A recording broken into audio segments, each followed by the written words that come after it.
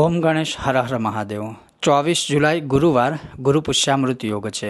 હવે ગુરુ પુષ્યામૃત યોગમાં ખાસ કરીને બે વસ્તુ બહુ મહત્વની હોય છે। એક સફેદ આંકડાના ગણપતિ એટલે કે શ્વેતાર્ક ગણપતિ।